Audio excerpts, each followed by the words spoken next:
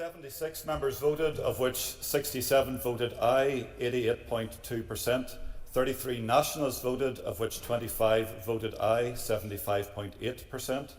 26 unionists voted. These halls have been quiet for almost 2 years. The business of government carried out much further away in London, or not at all.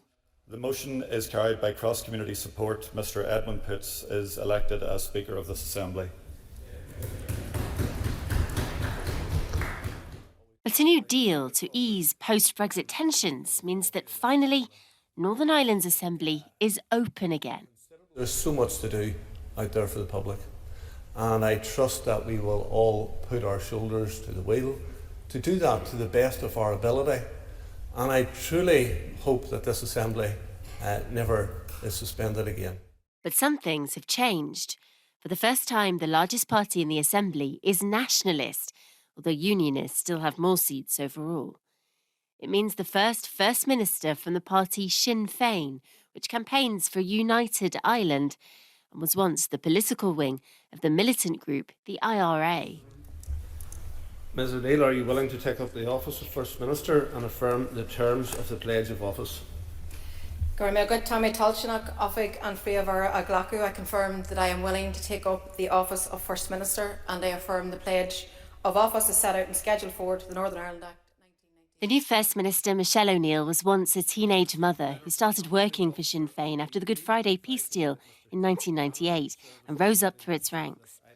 She comes from a family of prominent Irish Republicans, including her father, who had links to the IRA, and a cousin who was shot dead by the British Army in 1991, while allegedly on his way to launch an attack on Protestant workers.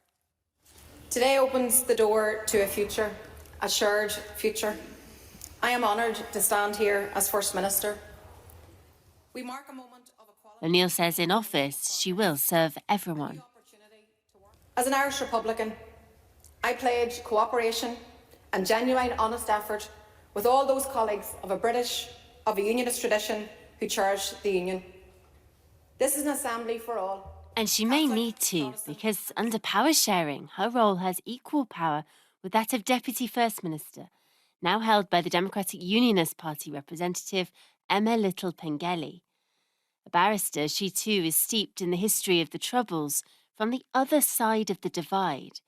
Her family home was once damaged by a bomb, and her father was accused of arms trafficking in the 1980s for the Loyalist Ulster Resistance Group. Michelle O'Neill and I come from very different backgrounds. But regardless of that, for my part, I will work tirelessly to ensure that we can deliver for all in Northern Ireland. I recognise that for many today, it is an historic moment with the nomination of Michelle O'Neill and myself as First. But for now, both women say they're committed to working together to improve lives in Northern Ireland, with a lot to catch up after the shutdown. Elsewhere in the Assembly, there are calls for changes to the Good Friday Agreement to try to prevent the suspension of the Assembly happening again. It's not just the last 2 years, of the last 7 years, 5 have been down. So in the last 7 years, only 2 years. David Honeyford is a member for the Alliance Party, now the third biggest in the Assembly, which is neither nationalist nor unionist. He says his party will campaign for reform. We've been calling for many years, and the Good Friday Agreement was 25 years old last year. Staying within the framework of that agreement, we need to look at it and reform it, that no single party can ever hold the institutions or anthem again, and we'll continue to pursue that reform.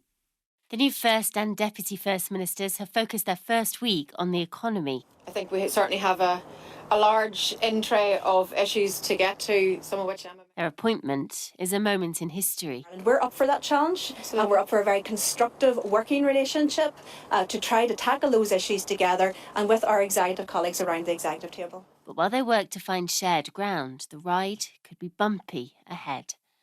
Lucy Taylor, DW, in the UK.